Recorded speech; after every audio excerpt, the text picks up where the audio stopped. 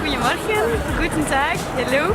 Je suis Chloé Jorini, j'habite en Belgique depuis 1 an et demi et j'ai 24 ans. Je travaille actuellement au SPF Sécurité Sociale belge et je suis sur le projet Brexit.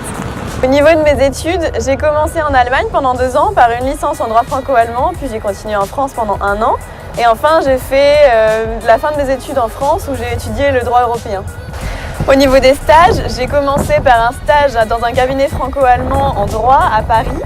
Puis j'ai fait un stage au Centre européen des consommateurs en Allemagne à Kehl. Enfin, j'ai fini par ma première expérience professionnelle au Parlement européen à Bruxelles. Et ça m'a donné l'occasion de rencontrer plein de gens de milieux différents, etc. C'était un enrichissement culturel. Et j'ai une petite anecdote sur justement cet enrichissement culturel et la différence entre les cultures.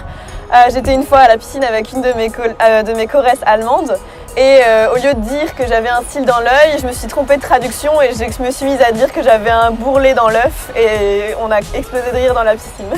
Quand je travaillais au Centre européen des consommateurs, j'habitais à Strasbourg et je travaillais en Allemagne et tous les jours je prenais le vélo pour traverser la frontière.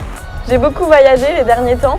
Par exemple, là, en 1 mois et demi, je suis partie à Budapest, à Dublin, à Lisbonne, à Paris et à Clermont-Ferrand. Mes voyages dans l'Union européenne m'ont appris à découvrir de nouvelles cultures et à les comparer. Je me suis rendu compte qu'on avait une base commune, mais qu'on avait aussi des différences et que c'était intéressant d'échanger là-dessus.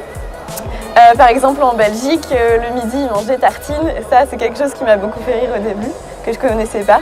Si je devais définir la libre circulation, je dirais que c'est le fait de pouvoir passer un week-end à Dublin, Budapest ou Lisbonne, seulement en prenant ses billets d'avion, sa voiture ou le train et sa carte d'identité, et surtout en ne se posant pas de questions pour le visa, les démarches à l'ambassade, etc. La libre circulation, c'est aussi traverser la frontière belge ou allemande en vélo pour aller au travail tous les jours ou aller faire ses courses. Enfin, des mécanismes sont prévus pour que l'on puisse être pris en charge lorsqu'on tombe malade lors de nos déplacements dans l'Union européenne, afin que l'on soit remboursé de nos frais lorsqu'on va chez le docteur ou lorsqu'on se casse la jambe et que l'on doit aller à l'hôpital. Tout ça est prévu pour que l'on puisse profiter pleinement de la libre circulation sans inconvénient. Bon allez, je vous laisse, je repars vers d'autres aventures. Si vous avez aimé cette vidéo, n'hésitez pas à la liker et à la partager. See you on the road!